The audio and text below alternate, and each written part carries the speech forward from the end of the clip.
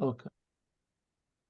Okay. So this is class 5, and I've been talking about Ronald Lauder, the Neue Gallery, and the exhibit of Max Beckmann, and juxtaposing Max Beckmann with two other German artists, Christian Schad and Felix Nussbaum. So Max Beckmann's dates are 1884 to 1950. Um, so Max Beckmann and basically the other two artists are part of a group of artists which have a name, which is called New Objectivity. Okay. Sometimes the name in German is called Neue Sachlichkeit, but let's just keep it as New Objectivity. And this direction in art occurs in the 1920s and 1930s, and it doesn't only occur in Germany, but it occurs throughout Europe. So, for instance, in Italy, you have the same movement, and an artist that you should maybe look up is an artist named Felice Casarate. So Casarate, Casorati,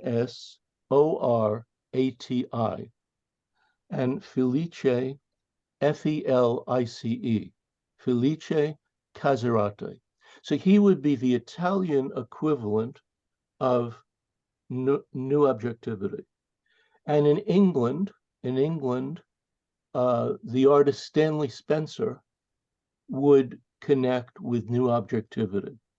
So new objectivity was a way of depicting realism or figurative art in a modern way, or a new and modern way, and bringing something to it that seemed contemporary and had a contemporary urge to it, frisson to it. Max Beckmann is not only a very great painter, but underlying his painting is he is a great draftsman. And I think that if I was going to list maybe 20 great draftsmen, he would be one of them. So his drawings, prints, lithographs are incredible. So in this exhibit, there is one room which has a series of prints, etchings, and a series of lithographs. And the room completely surrounds you. It's a kind of long oval room. So it completely surrounds you. And that room was my favorite room. It's an incredible room. You feel so much energy in the room. It's pulsing all over the place. I cannot say that I totally understand everything he does, but the energy part is clear, very striking. So Beckmann has an interesting history. He is an emigre from Germany. He lives in exile in Amsterdam for 10 years. So those 10 years are like, I'm guessing 1935 to 1945, something like that. Or maybe a year or two later, but something in that area. He, in 1949, I think, he moves from Amsterdam to St. Louis. Okay. Now, it's interesting that he moves to St. Louis. And you'll never guess the reason. It would be hard to guess. But he moves to St. Louis because in St. Louis, there are a few people who are collectors of his work. And they help him find a job teaching in St. Louis. So he lives in St. Louis for a year. He then gets a job teaching at the Brooklyn Museum Art School in, I think, 1949 or 1950. He lives the last year of his life teaching at the Brooklyn Museum Art School. Now, that happened to have been the school that I went to that school. And when you entered where the art school was, there was a beautiful photograph of Max Beckmann teaching at the art school. And he did not speak English. So his wife accompanied him to the classes, and she translated what he said. Okay.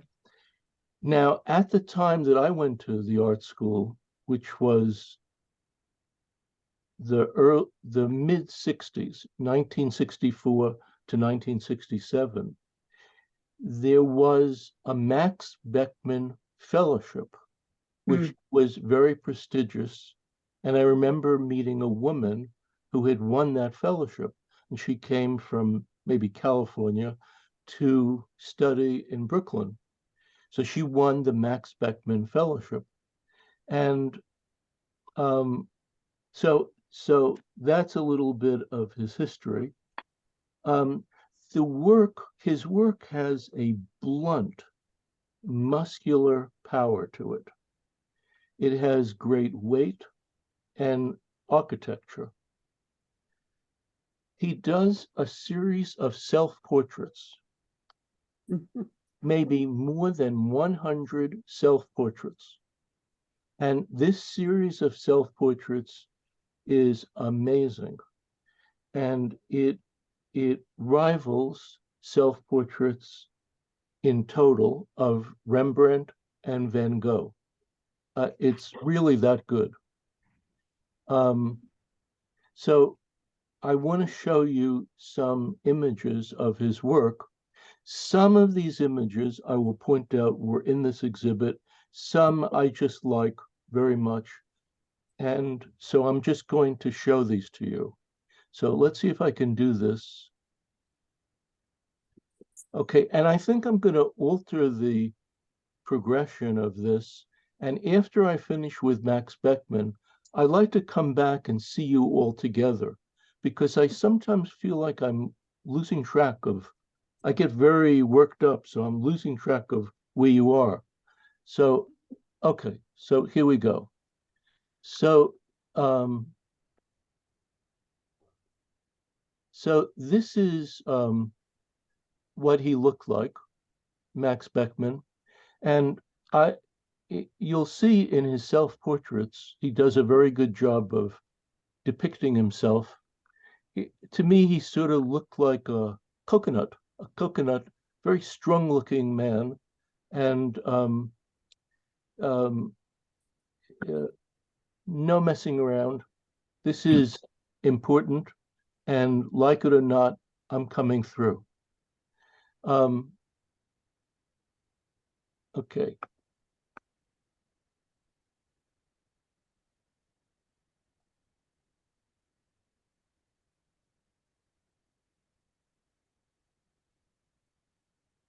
So this is an example of a self-portrait. I believe this is maybe an etching and a print on the small side. And here is another print.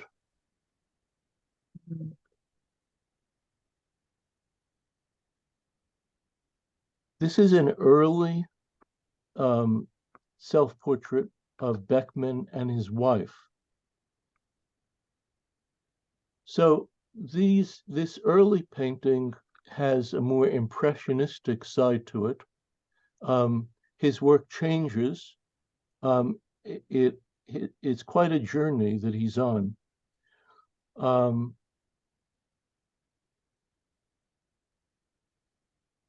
Okay. This painting was actually in the exhibit. And so his work evolves from that painting we just saw to this one. And I think this is a depiction of different individuals, people, etc., that he had encountered in Paris.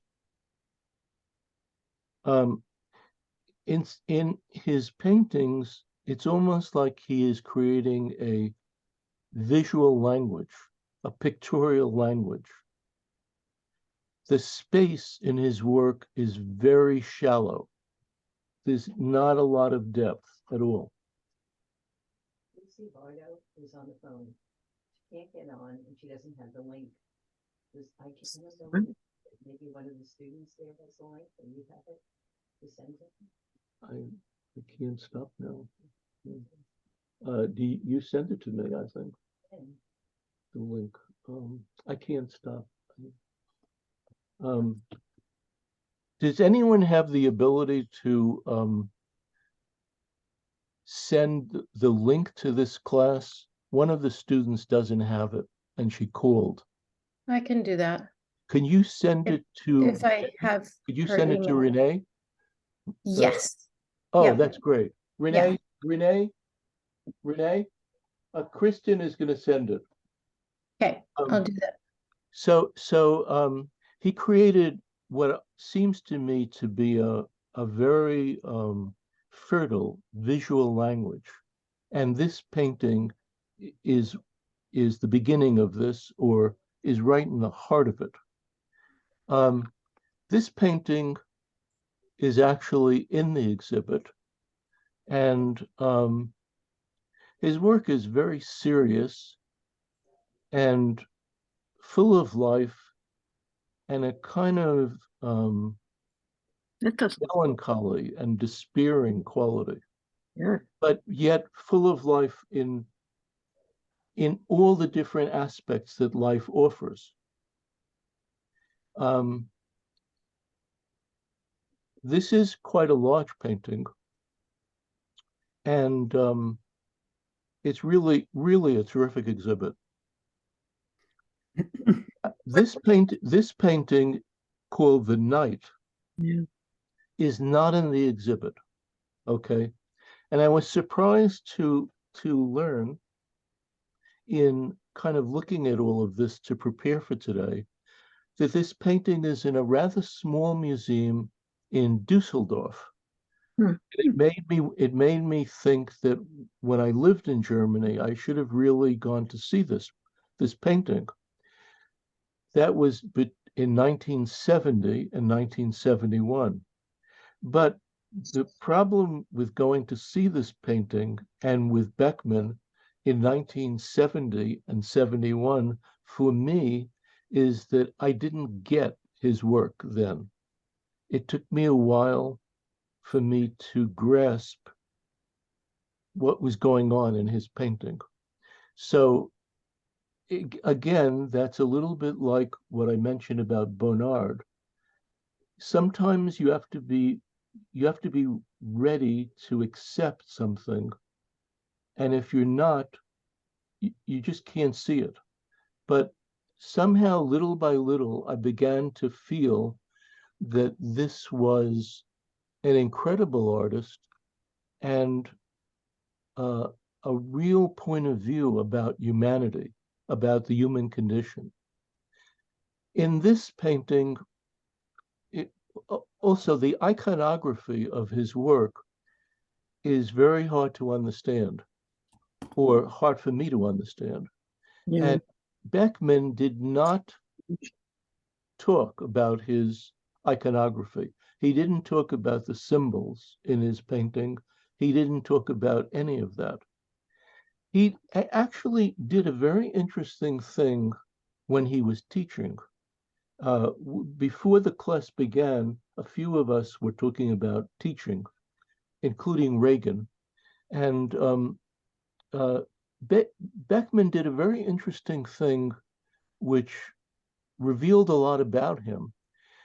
When he taught painting and drawing, what he would do would be he would look at someone's painting, tell them a few different things, maybe even work on it a little bit.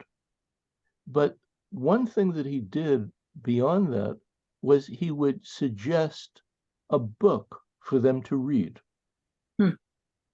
Okay? I've never heard of something like that.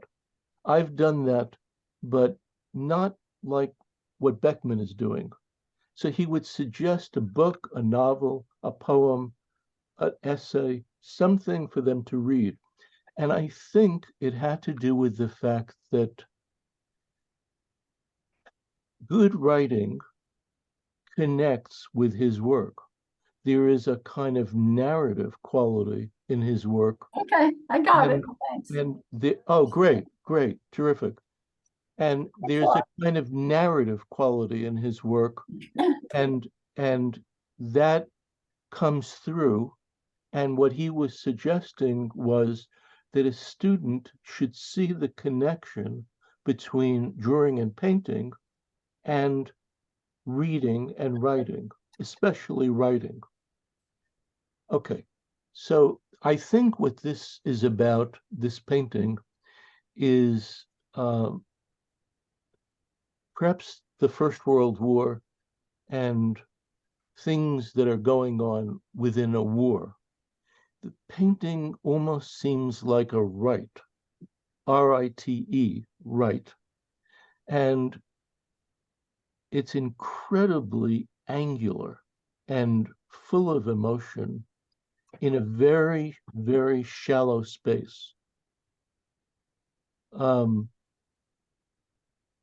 This is like a hallmark painting of Max Beckmann, and maybe even a hallmark painting of new objectivity.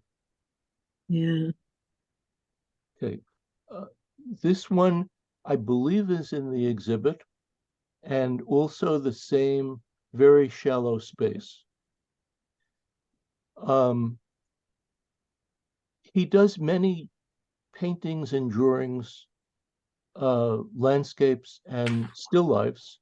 I try to keep my presentation down a bit. So this is a landscape of Beckmann. And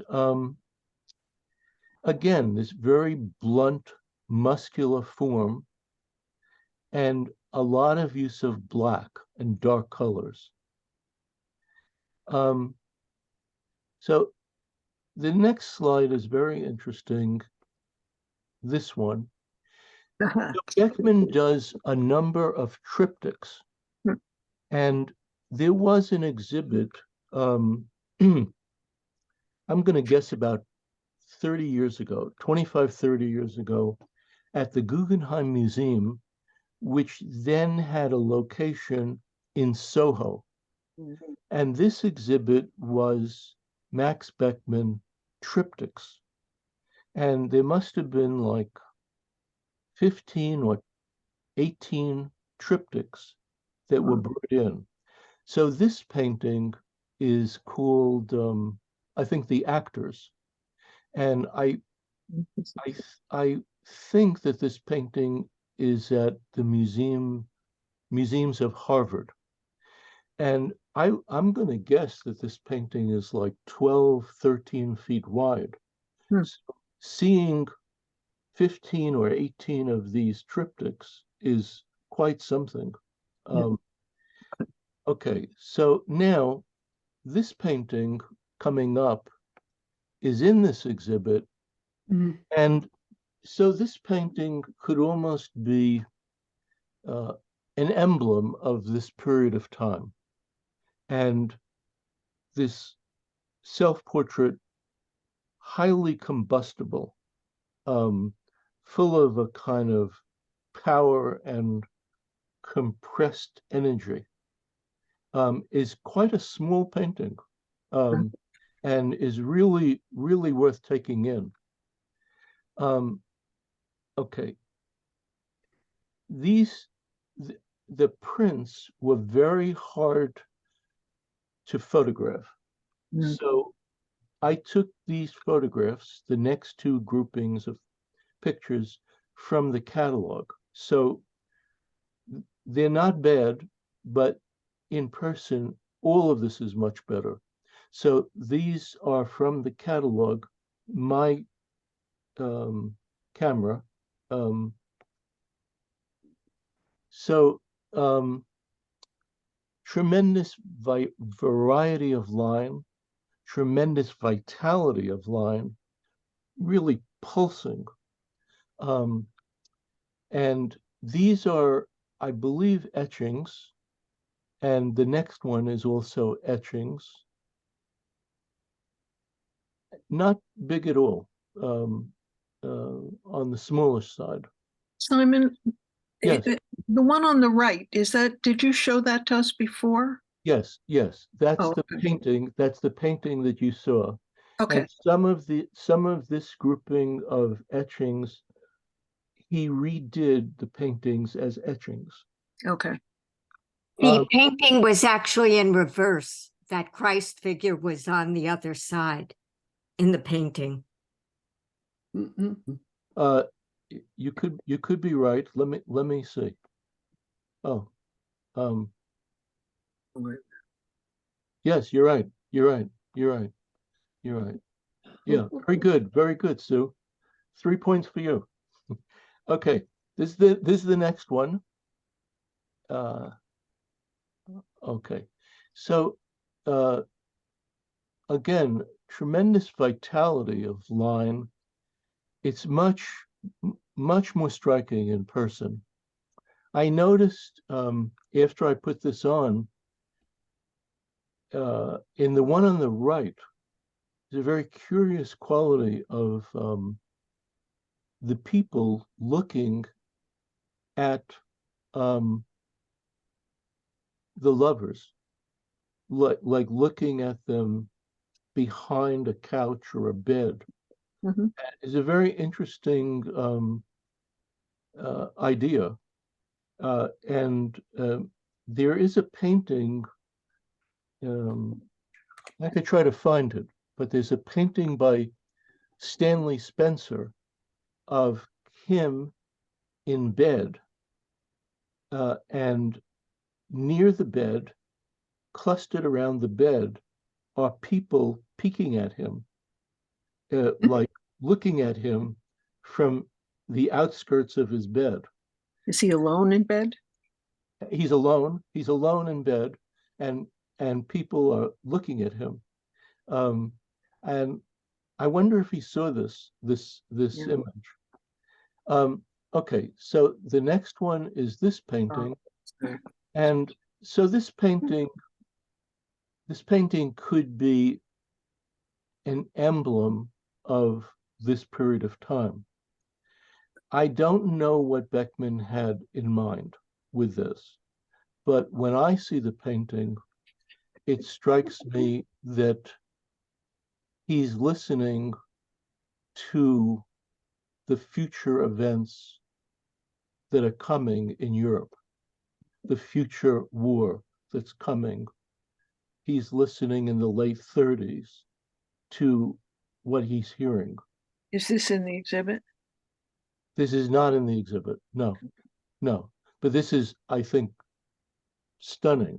Yes. You could see the same kind of very blunt form and use of black, very limited space, very shallow space. Okay, here's another one of these self-portraits.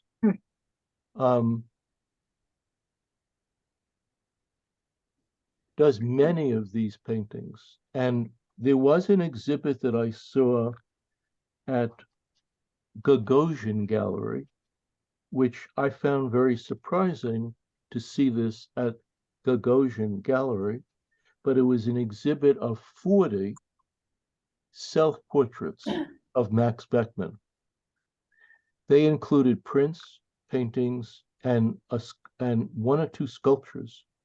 And I had the feeling that if one of the paintings fell off the wall, it would dent the floor. It would leave a hole in the floor. Okay. So I like this a lot. This is like out of my way, I'm coming through. Yeah. Okay. Mhm. Another one. Hmm. Now this is an interesting one in that from looking at a whole bunch of his paintings, it seems to me that one quality is of life as a carnival or life as a cabaret. And here he almost looks like the MC of this Yeah. cabaret. Yeah.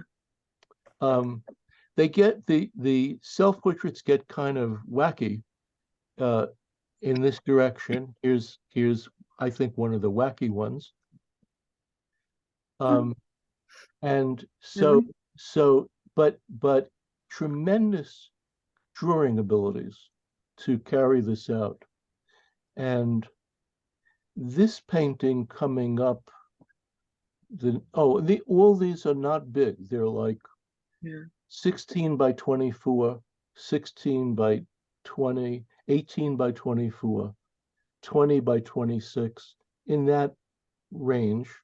But the forms are very big. Forms are very big in a painting that's not huge. Very big forms. Are these in any chronological order, if I may ask? No, not at all. Not at all. I wouldn't even know what the chronological order is. This painting was the cover of the catalog that I have for the Gagosian exhibit. That catalog is probably available if you kind of look it up on Google. Again, here's the next one, which is again on that theme of life as a cabaret. So he's posing as different kinds of everyman in this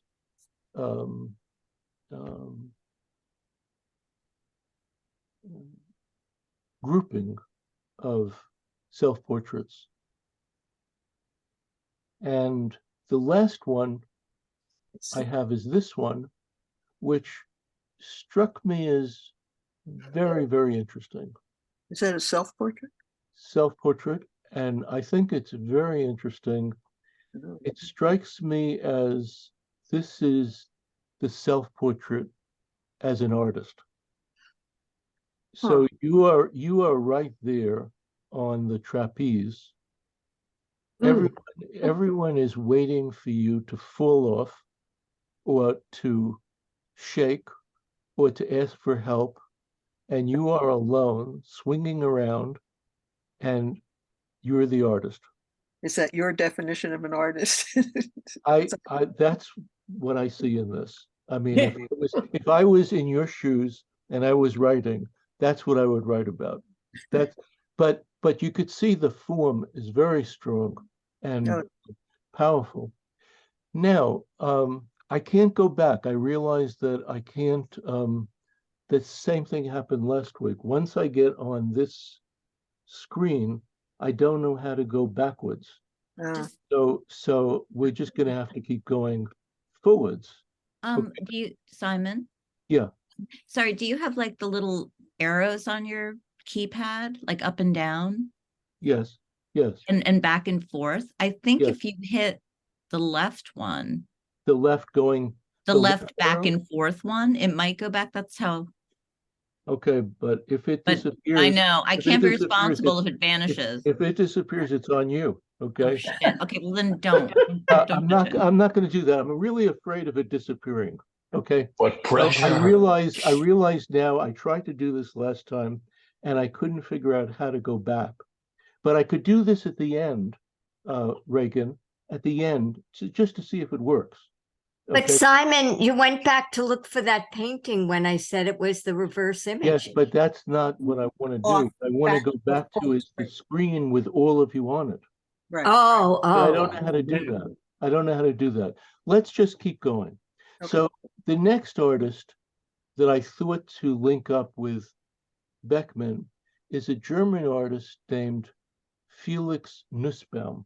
I'm sorry, Christian Schad. So Christian Schad, his dates are 1894 to 1982. Hmm. Amazing long life. Yeah. 1894 to 1982. So his work is connected very strongly with new objectivity in that he's trying to work figuratively, but also his stance in art is clearly modern and contemporary. That's my take. His paintings are incredibly well composed. I would say the same thing with Beckmann, but this is as well composed as Beckmann, but I would point this out for this artist.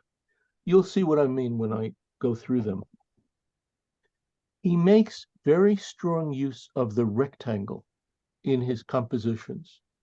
So the way the rectangle intersects the subject, you'll see this more as we go. His work has a strongly abstract underpinning and a strong sense of architecture about it.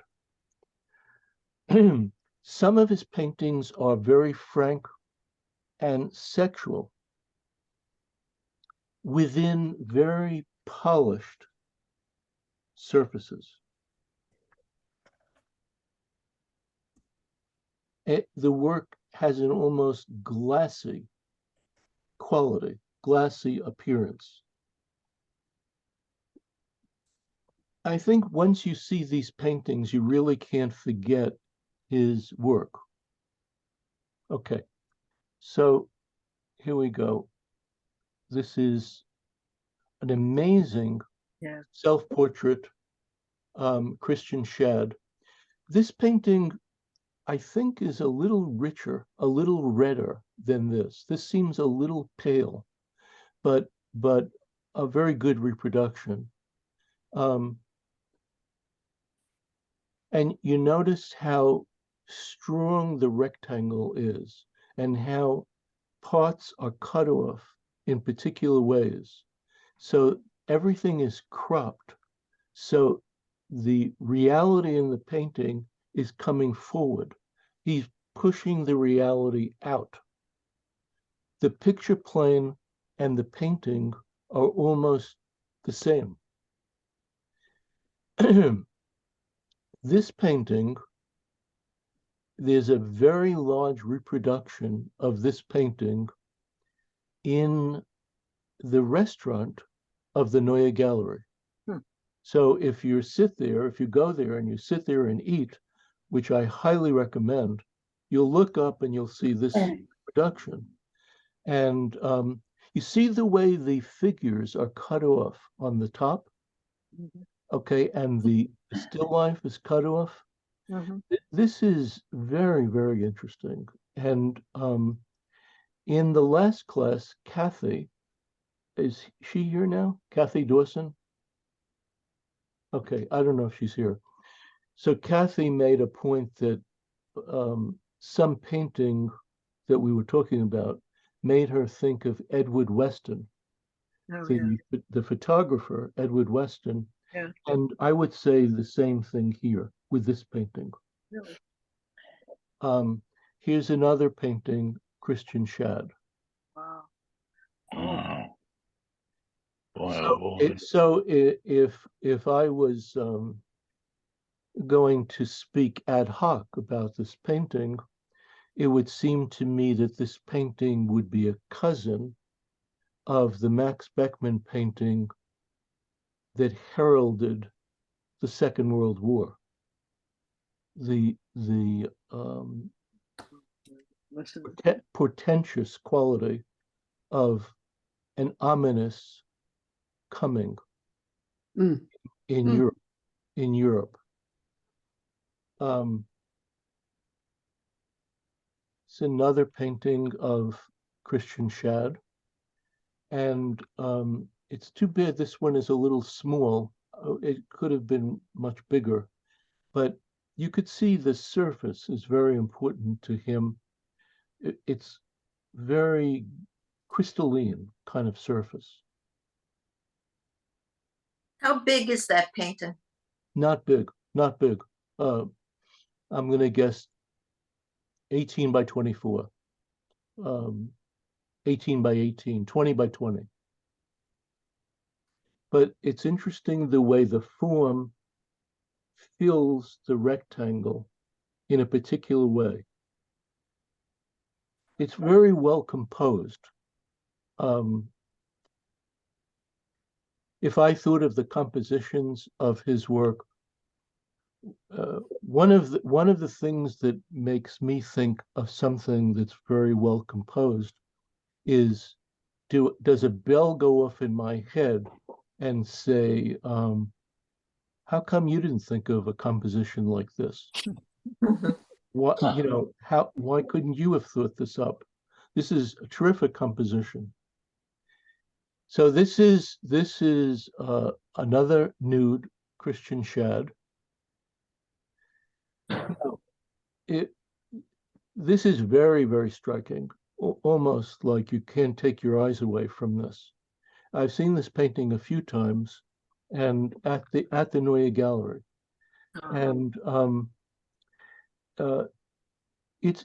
I think it's very hard. This is a strange thing to say, but it's very hard to do a painting which is, maybe you could say, is hard to look at. It's like it gives you such an ambivalent feeling that you feel almost ugly looking at it, or it's pushing all your buttons. And there are a few paintings like this. I'm not sure if this arises to quite that category, but here's an interesting statement made by Ronald Lauder. I can't remember if he owns this painting or he's talking about when he first saw the painting, but he said something which I thought was quite amazing, and I don't think he meant it to be funny, but it's quite funny. He said that when he first saw this painting, he was absolutely mesmerized by it. And he just kept looking at it and looking at it and looking at it. And it took him quite a while to realize what was going on in the painting. Really? Okay. Now, I don't know if he's on the level in what he said, but I thought his statement was genuinely funny. Okay. Next painting of Christian Schad. So this painting has a very interesting kind of backstory, which is that this is a couple that were part of a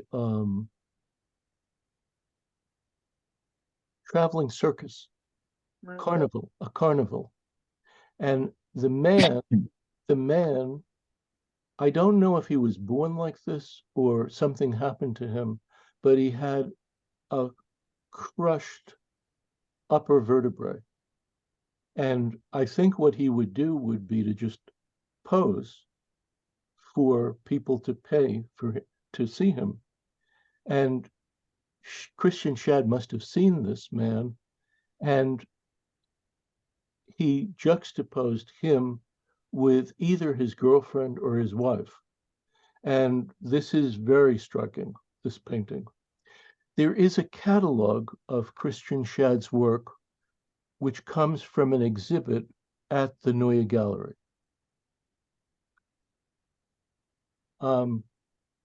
Another painting of Schad. So he had a lot of different sides to him, but this hyper-realistic side is fascinating.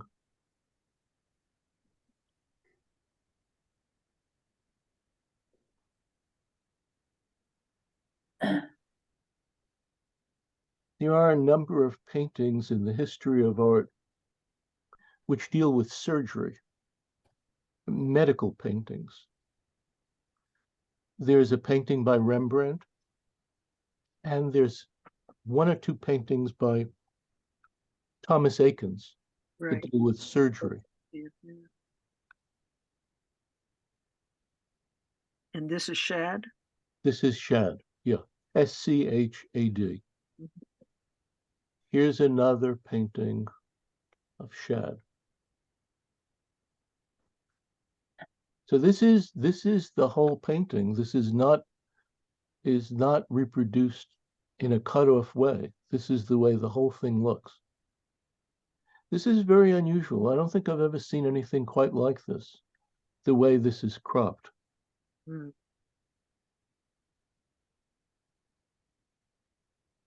Would you say that's a great composition too, Simon? It's kind of Yeah, I think almost it, off. I don't know if I would say it's great, because I don't think that the painting is great, but the composition is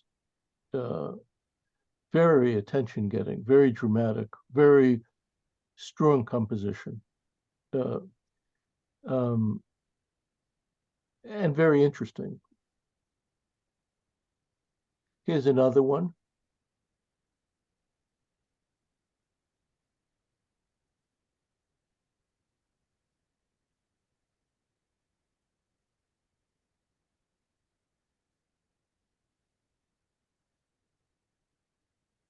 Very glassy surfaces, highly smooth.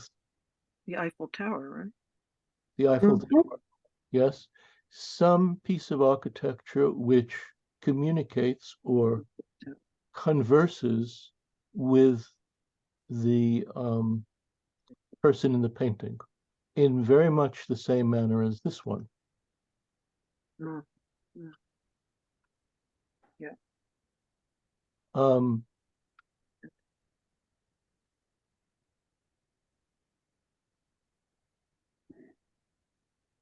The next painting, this one, you could almost see something of George Tucker in this painting. Okay, a kind of magic realism that's going on in the painting. Again, very closely cropped.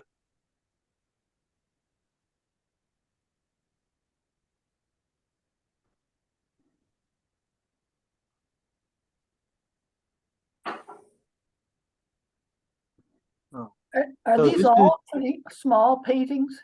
They're all on the small side. They're all, I would say, 20 by 28, 18 by 24, 16 by 20. I would doubt if any of these paintings are bigger than 28 inches. I don't have the size in front of me. But it's nice to know the size, and I've talked about that.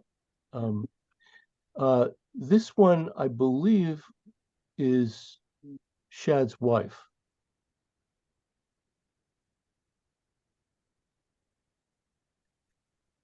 Very fine hand in his painting, fine control.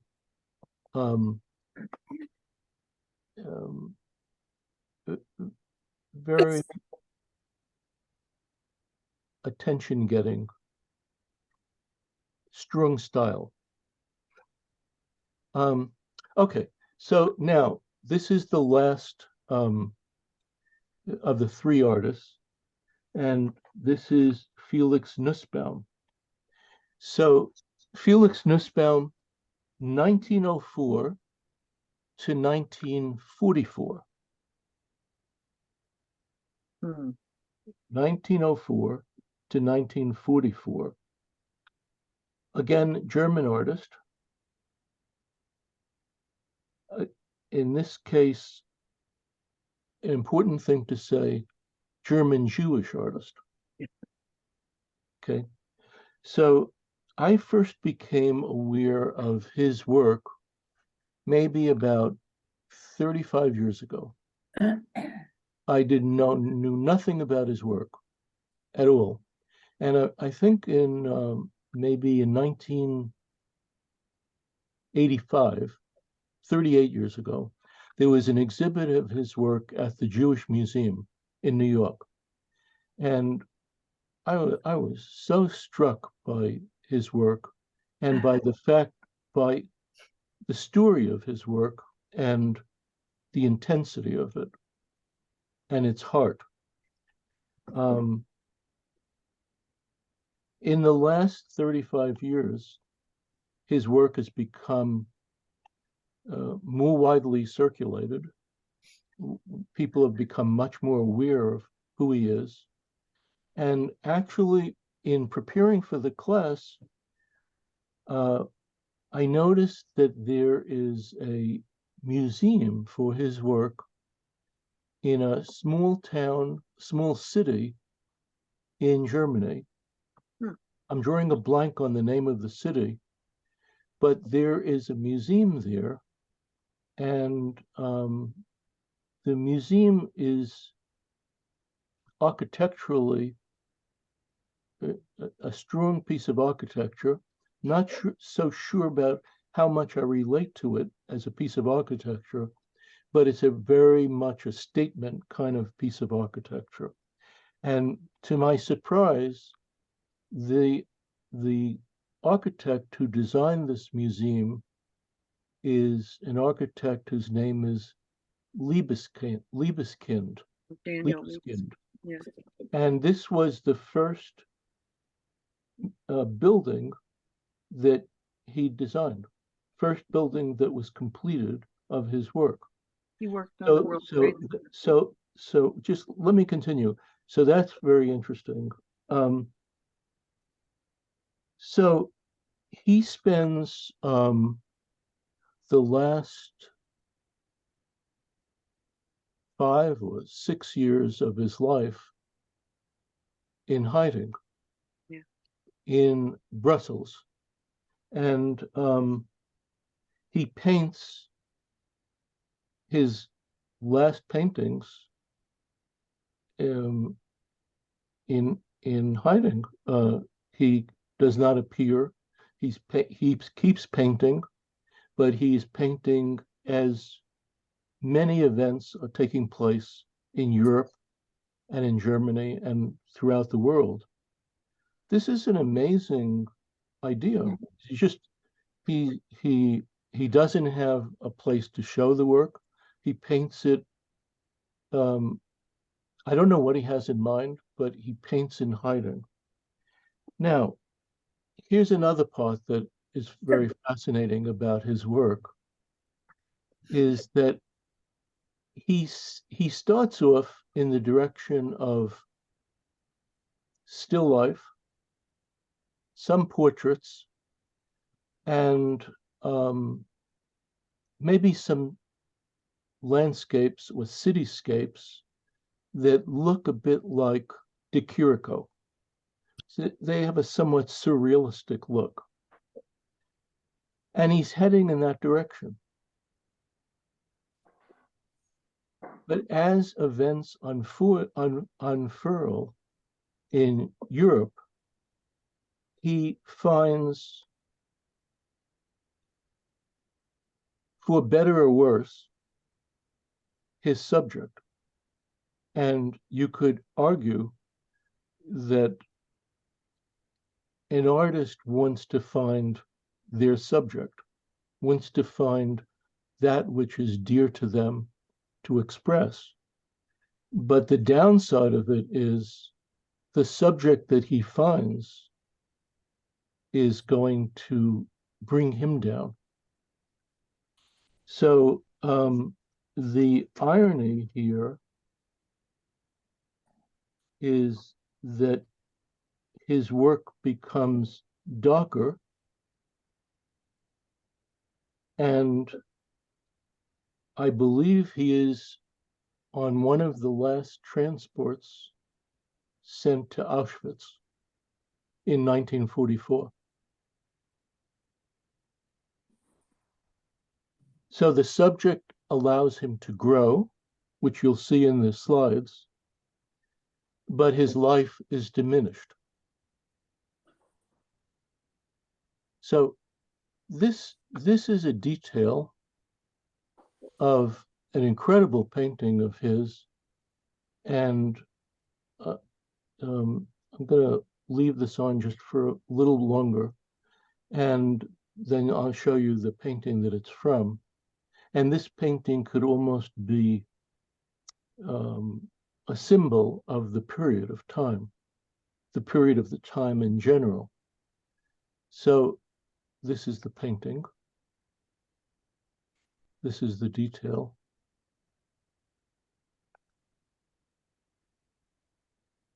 Very upbeat. Not. Uh-huh. Well, What's he holding, Simon? he's holding a Jewish. Wait, let me keep going. He's holding a Jewish identity card. Okay. Okay. Mhm. So now to go back a little bit, I wanted to start with this, but to go back a little bit, these are the still lifes. Yeah.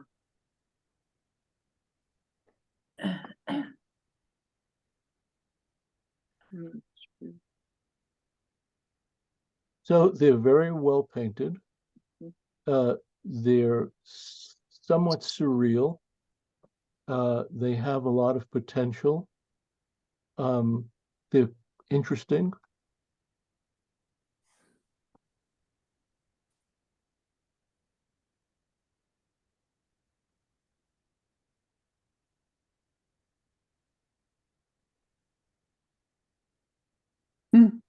That's getting surreal. Now, the next painting I chose almost rivals the first one.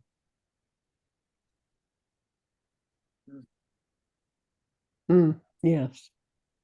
This painting is either owned by Ronald Lauder, or I've seen it there. It could be on loan to them, but I almost think it's owned by him.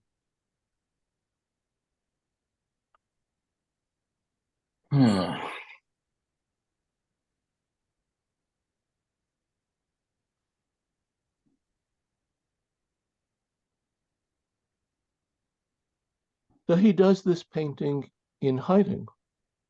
Okay, 1940. 1940. Okay. So I feel that this is about the human spirit. I feel this is I mean, if you look at it in one way, it could be extremely depressing. But if you look at it in another way, it's about art triumphing, or art as a way of finding something about life, transcending life. I think it's amazing to do this painting in hiding. I thoroughly amazing, What was it on? in my opinion. What was it painted on? I believe these are on canvas. Uh-huh. If it's not canvas, it's a wood panel. Uh-huh. No, I almost think it's a wood panel. I wouldn't think he'd have, I think it'd be hard for him to have a canvas in that situation.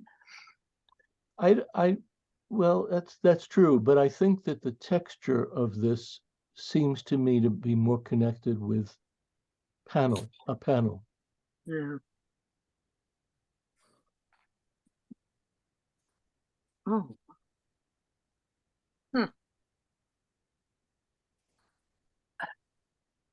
So it's interesting, the juxtaposition of his work and Christian Schad. Christian Schad is much cooler. This is very emotive.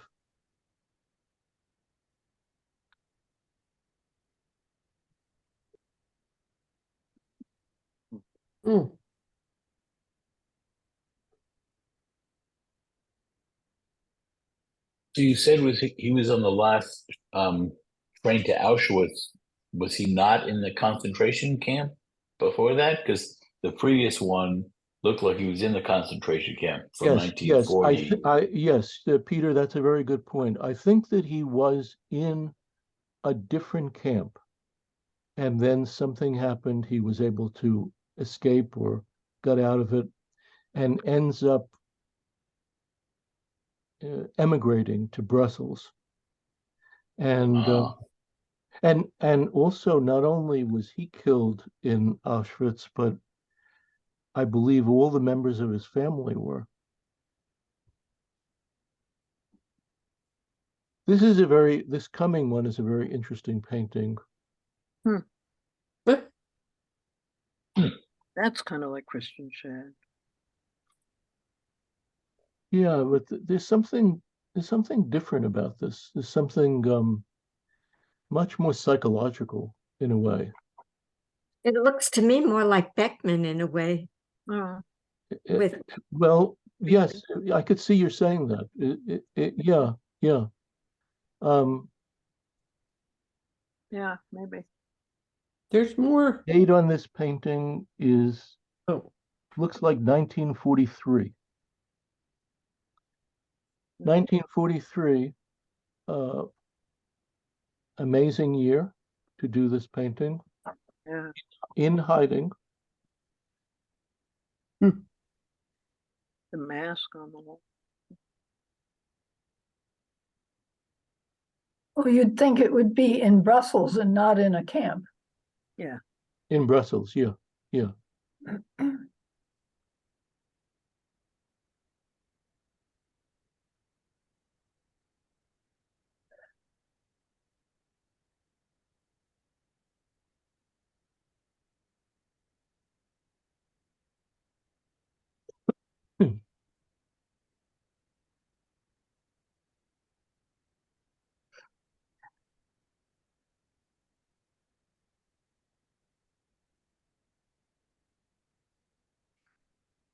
That's the Brandenburg Gate. Yeah, that's what I thought. Yes, that's right. That's right. we have people with looks like canvases and paintings Paintings. and a cart. Oh, they're unloading art out of the cart. Well, was that time? Do you know what year this is, Simon? I don't have that. I can't. There is a date here, but I can't pick up on it. Oh, this reminds me of something.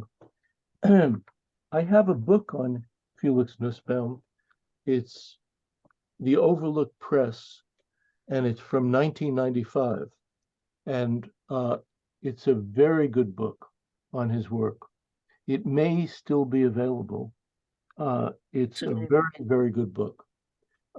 Overlook Press, The Overlook Press, 1995. The name of the book? The name of the book is Felix Nussbaum, Art Defamed, Art in Exile, Art in Resistance. But it's a thick book. It's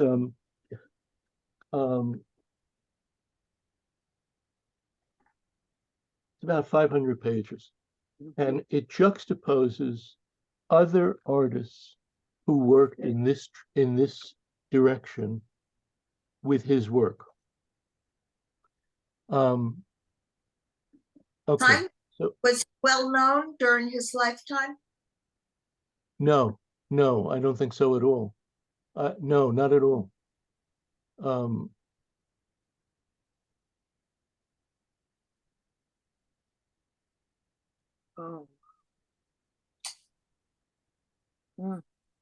Wow.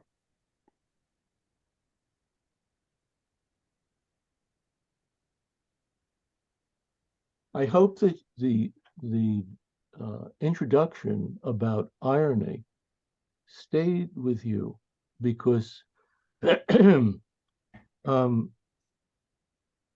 this is an amazing painting.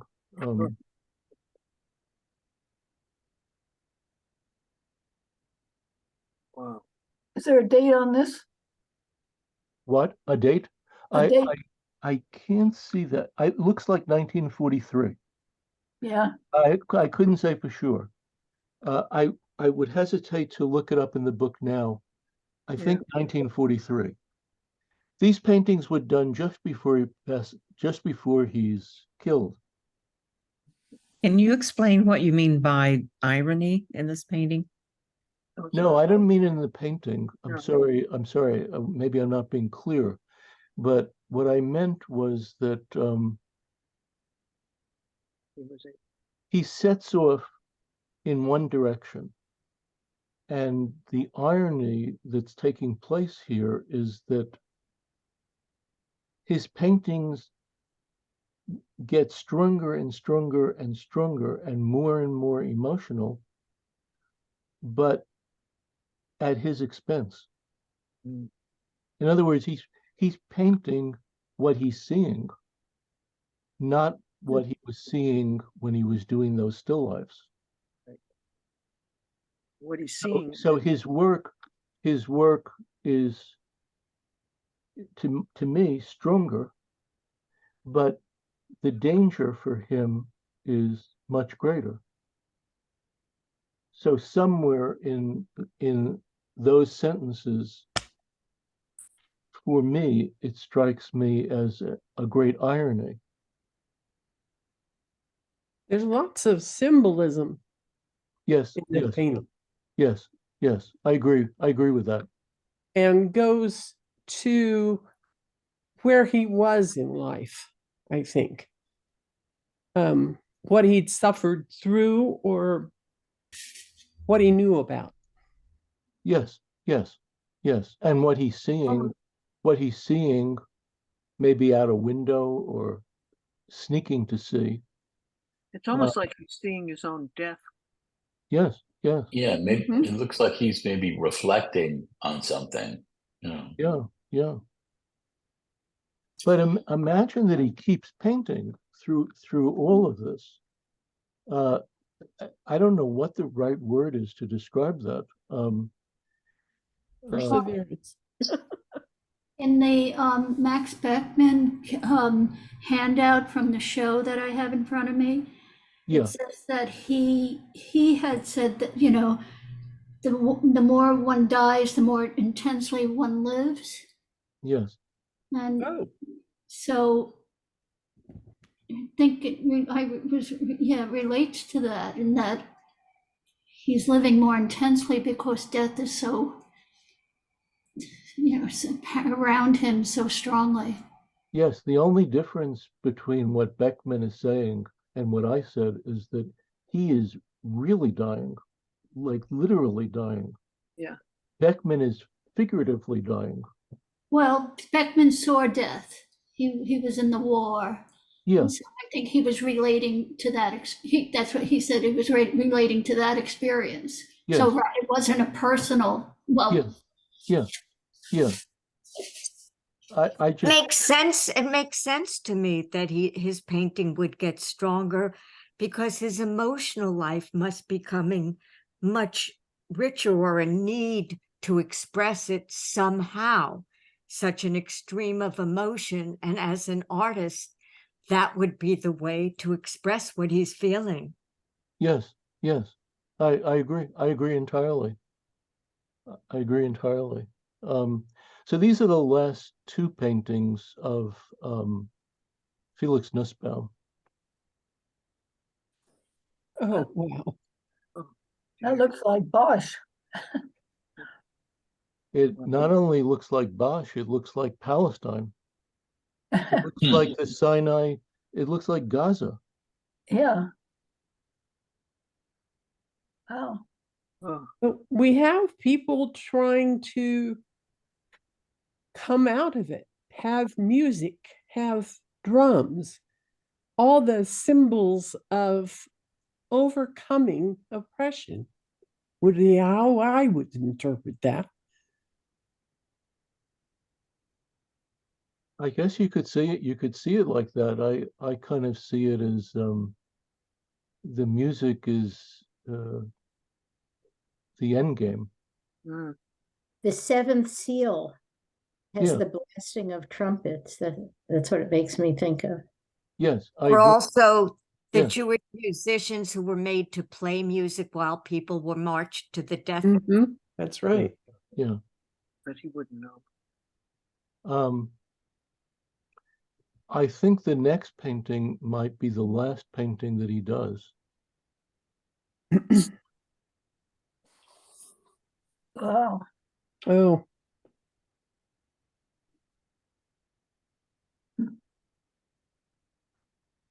we have all these stages of life here.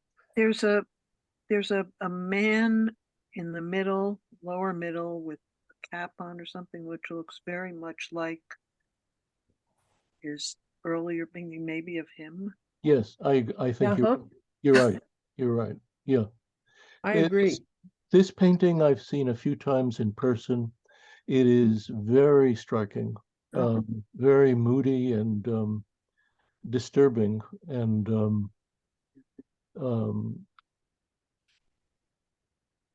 Where is it? you know, I don't know where it is. I saw it at the Neue Gallery. I don't know the location. I see. It wouldn't be hard to figure that out, but I don't know the location offhand. The date, I think, is 1944.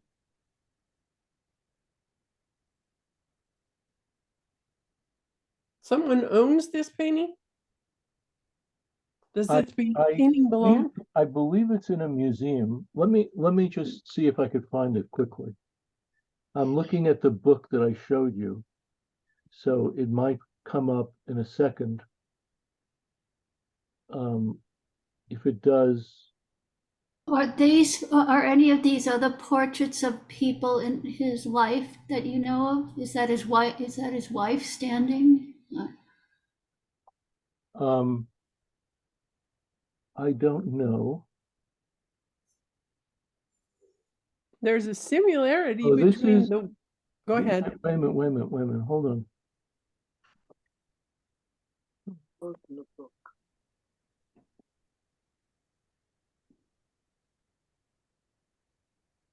Okay, so the name of the town where the museum is for Felix Nussbaum in Germany is called Osnabrück. Osnabrück. It is in the central western area of Germany, and this painting is in that collection. So it's in the building that I described to you before. Mhm. And it's about 40 by 60 inches. I think it's very striking, very It is. a major painting. And there was something I read about the architect in his design of the building.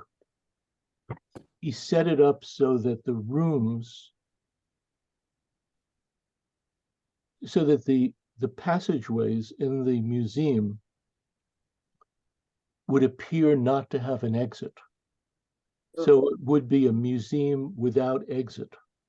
And in that way, in his mind or his talking points would replicate painting in hiding. The idea of doing this painting in hiding, It's unbelievable. it's truly unbelievable. I mean, you have to if you're not into the painting and you don't even really relate to what I'm saying, just that idea is amazing, truly amazing. Is it on wood or canvas? I don't know. I could tell you. Hold on, because I just had the site in front of me.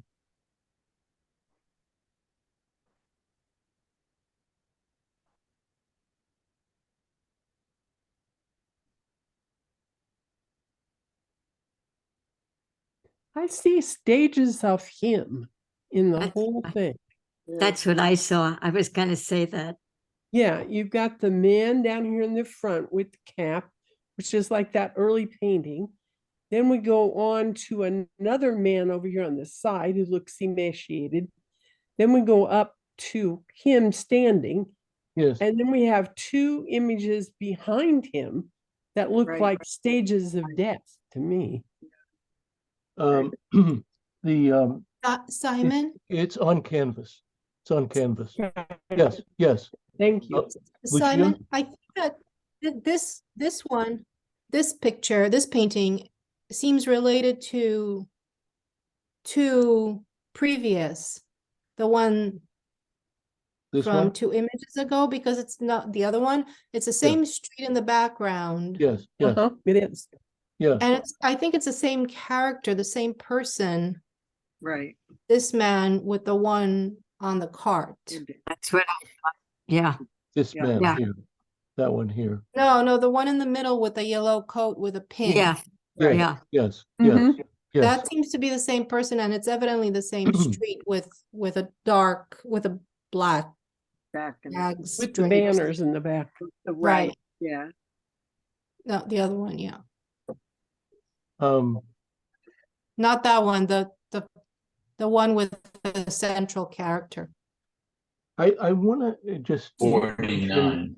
I want to just mention one last thing, and then I'd be curious to hear if you have a question or anything about the three artists. But it strikes me that to paint these works in hiding, it is a kind of amazing tribute to the human spirit. Yeah. Even under this most terrible circumstance, to do this work in hiding is breathtaking. One of the great achievements, I think. Was somebody helping him in his hiding? I think there was a family that hid him, and another group of people that told on him or informed on him.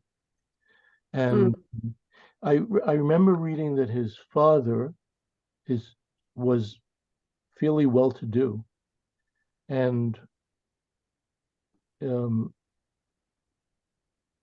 owned some kind of metalworks factory in Germany. And eventually, around the time that he was sent to Auschwitz, his parents and his brother and many people in his family were as well. It's hard to understand the making of art in the world, both in general, but in that particular moment it's very hard to understand, hard to take it in. But Simon, I have a question. yes, yeah, go ahead. Don't you think that these last three images you showed us are exemplary of how one would face one's demise if one were a painter, to go and use that criteria for the last, maybe these are not all of his last works, but a lot of his last works, to put the symbolism and everything that he put in it, shows how much strength he had in facing his death. Absolutely. I agree absolutely with what you're saying, but that would be true for any painter. Okay. But this is a painter, under great duress. Simon, So this is times 100 or times 1,000 to what you're saying. But yes, I agree with you. I agree. I'm wondering whether, I don't know how you can be a witness in such a catastrophe if you're not in hiding. I wonder if he knew that he had this special perspective, because if you're out in public, you can't make these paintings. It's only the man in hiding that, and a very particular man with great courage, that it seems to me could do it. That's a very interesting statement. Very, very interesting. It's also like, I have to think about that. I have to think about that. That's very good. Anyone else? yeah, I wanted to say it's like him keeping a journal Yes. that someone who wrote would write, and this is his writing. Yes. Yes. Yes. That's And good. Simon, there was such a concept of people being witness to those events, like Elie Wiesel and those people who felt they had to leave something behind. So when you say he wasn't shown in his lifetime, but this was maybe his leaving behind what he saw. And I remember running into you at the Neue Gallery a number of years ago during this exhibit, and you're telling me that he made that painting in hiding. Yes, we were standing in front of the painting. Yeah. Yeah. This painting. Mm. This one, right? Yeah. Yeah. It was a very strong painting. Electrical. Susan, could you say a little more about what you just said? Probably I can only say it again. I think that I agree with Sue that you're a witness to something that just transcends anything you could have imagined as a child. How bad can it get? It can be hell. And yet, if you're out in the world, you have to be so careful. I don't know, there's something about his paintings where he must have accepted that he was going to be executed. And he's going to make this statement of how bad it was. This is it. I just keep thinking like the man with the cap and number 49. He's witnessing. He's there. He's seeing it. He's thinking. I mean, that one is beautiful. He sees it and he is registering every aspect of it. And also, Simon, maybe even what you were saying, the strength of the human spirit that it takes to be a witness of something so horrific. Oh, you just reminded me of something. I wouldn't have thought of this except for you mentioning what you said. I think in a weird way, these paintings are almost religious because they have so much belief in them. They have so much belief about art. This is his religion. This is his religion. And he believes in the art. And I don't know. It's very moving to me. Any other questions or? Any question? Yeah. I'm sorry. I just want to say something really quickly. The windows look like they have crosses in them. They So do. Yes. I had the same feeling that it's almost like the people were dead and buried in their homes by the war and bombing and destruction. And it does have that religious feeling, even though he was Jewish. It's like people of all religions perished. Given the events in Gaza, in both directions, but especially when you see the urban area in the rubble of that urban area, it's like endless destructions, endless. Peter, you wanted to say something? Yeah, I guess maybe it's obvious, but maybe not. I mean, I think you said that an artist needs to find his subject. So, do you think, what do you think his subject, was? Just was it death, or was it life in the concentration camp, or misery, or yeah, that's my question. Well, I don't know a word that would describe it. I just don't have that word. But I think I think he found it. How about truth Could to be the true. situation? Well, that's a good one. When you're very young, let's say you're in your late teens, maybe around 20 or 21, was in that area. You're looking for something in life that will sweep you away, that will become your reason for living, your raison d'etre. And I'm not sure if all of you would agree or all of you feel the same way, but that's what I felt at that age. And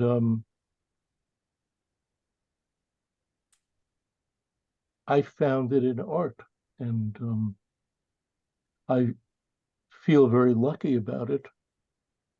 And sometimes I feel very unlucky about it, but most times I feel very lucky. And he obviously loved art. I mean, it has a religious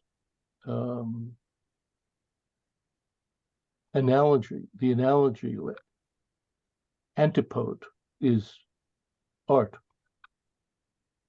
Can I make a comment? Yes. When you're talking about him finding his subject, he found art, but later his life became chaos. So to perpetuate his feeling about the chaos, he went to his art to reproduce these marvelous images. And out of these images, he drew all the things that were oppressing him and that he felt about. That's how I feel about this. It's an artist who used his art to depict the horrific happenings. Yes, I totally agree. So if I could just comment on that. Peter, just hold on a second. Sure. I only see a few people here, and if you don't mind, if I could ask a few other people for some kind of non sequitur stream of consciousness response. So if you don't feel put on the spot, I'd be curious to ask Kathy, if you're around, what you think. Yeah, well, I mean, they're very emotional, very sad paintings, but maybe by recording what he was seeing and what he was feeling, he was getting it on canvas and maybe, off his mind, well, not really off his mind, but he was getting his feelings projected onto the canvas, and maybe that was healing for him. It's very tragic, his pain. Yes. One more, I'd be just curious to hear. Reagan, are you still here? I am. Yes. Any thoughts? Yeah, I mean, I've been thinking that I keep thinking of Francis Bacon and then Guston for some reason. I think that they've come out of these paintings, definitely. And And as for, what an artist paints, he paints his life, he's not going to be painting in the midst of that. He's not going to be painting, or maybe he would have, or someone would have, landscapes that might bring thoughts of, an elsewhere. But I think obviously real artists are right up in it. Do you think the use of the word irony makes sense? I suppose so. I suppose so. It's ironic, tragic. It's, Yeah. Yeah. But I think it's a beautiful way to think of it, though, obviously a sort of wretched way to become a great painter. Wretched is the right word. Yeah. Yeah. But I mean, how could he paint anything else but what he was seeing? Yes. Just can't imagine it. Yes. I don't know, I have a question. Wait a minute. I want to just, Anna, is Anna here now? No? Let me see. Oh, Cynthia, are you here? Yes, I'm here. Any random thoughts? Yes, well, I agree with so much of what's been said, that this watching society dissolve around him. As an artist, he had to present that on canvas, his images of that. So basically what other people have said. And looking at this particular painting that we've had up for a while, I'm struck by, he seems, the man in the center is leaning on something like a desk or a podium, and just under his hand there seems to be a frame, as though for a picture, and it's this arrangement of bones. That is really struck me as what is that getting at? I don't know. And the other thing that really I found striking about this image, I think even today, 80 years later, when in all kinds of media, in movies, in the shows, if they want to show the entrance of evil, the sky turns like this, and the black, the evil might take the figure of these black floating figures. I feel like this image of evil in the area is being replicated today. The same sort of devices that he invented to show this, perhaps, is being used by others. Just one more. Is Ron here now? Yeah, he is. No? Would someone want to add one thing? I would like. Oh, yeah, Kathleen.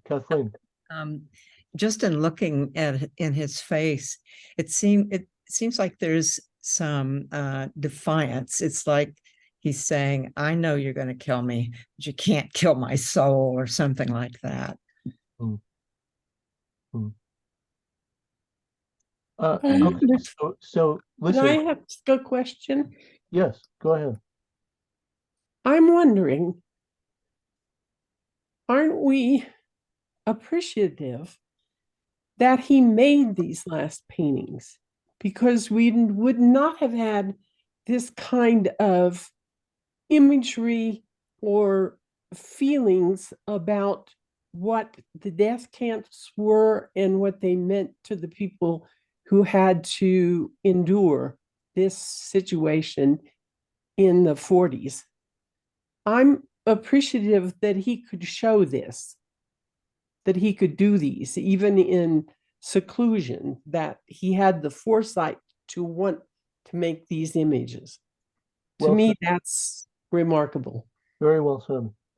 Peter, I interrupted you before. Yeah, I'm sorry. I think you were talking about how you yourself discovered painting as as the raison d'etre. So I guess I was continuing along that line of thought, and the question is painting a means to an end, or is painting the end?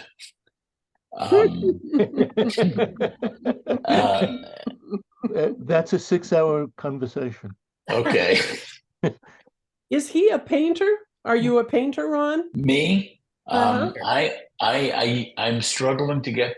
Thank you for asking. I was a painter, and I was an abstract painter, and I'm struggling to get back into it really, and looking for my story. So so the question I just asked came from that, because it's when you paint abstractly, it's different than when you paint narratively. So there's just something in me that I got to get back to, to making art, because I used to do it and it used to be it, but it's Good. fallen away, and now I have to get back into it. And so thank you for asking that. That's the Okay, answer. I'm going to come back with a 3-sentence response to you. For me, painting is about X, and painting is reaching for X. It's not about painting, it's about X. And I think poetry and writing is also about X, whatever the X is. And the boat that you're traveling on is the poetic boat, the essay boat, the writing boat, or the painting boat. But your destination is X. I don't know what X is. That's the end. And I don't mean the end. I mean the ultimate goal. I don't mean the end of, the finality of it. But that's for me personally. Yeah. Other artists, the painting, the construction of the painting is the whole thing. Okay? For this artist, it seems absolutely clear that the painting is a vehicle to find something else. Right. And that's why I identify with this. Yeah, But that's for me. That's for me. And Anne-Marie? I'm sorry. I was just thinking that, and the artist may not know that he has found his X, but then we see how many, what is it, 50, 60 years later, he did. That's the sadness of an artist's life too, like a Van Gogh. He didn't know, but here we know now. We know that they did. I think this is a good point to stop your Anne-Marie statement. So what I need from you is 2 images from either these or other examples of the 3 artists. I need 2 JPEGs, one on the left, one on the right. You should send them to me as soon as you can.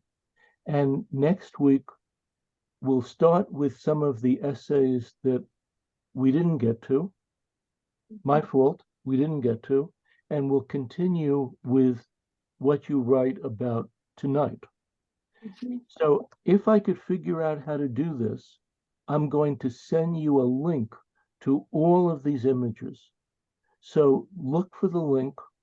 And when you get it, you'll see many images. If you want to use one, click it twice, and then it'll open up, and you could move it to your desktop. And then from there, you could send it to me or save it and send it to me. Okay? So you'll see many images from the first class to now. If you like one or 2 of them, click it twice. The image will open up, drag it to the desktop, and then send it to me. Send that image to me and tell me which is on the left and which is on the right.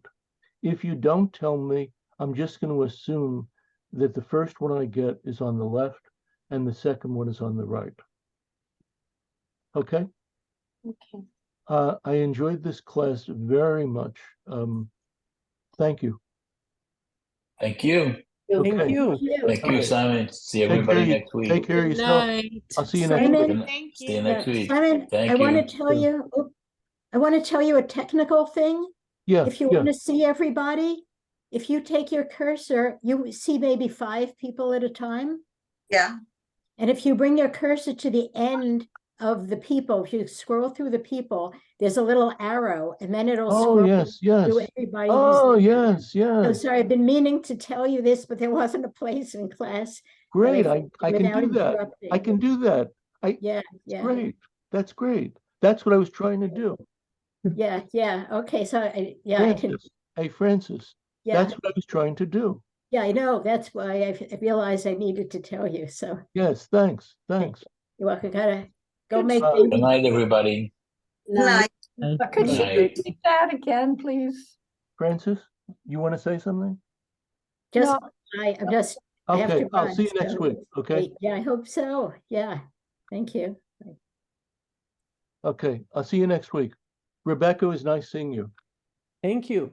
And Was good Lucy, to I'm be glad here. we got to you. I'm glad we got you. You got me. Lucy, Aren't you Lucy, glad? Lucy.